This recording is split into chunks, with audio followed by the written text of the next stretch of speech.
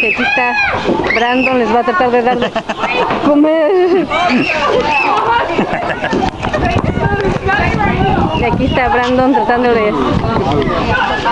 Milo, you better get ready that bird. Estos pájaros a mí me dan miedo. Hay Brandon loco que les va a dar de tragar. Sí, está comiendo el... Oh, y aquí está otro pájaro. Bien de cerca.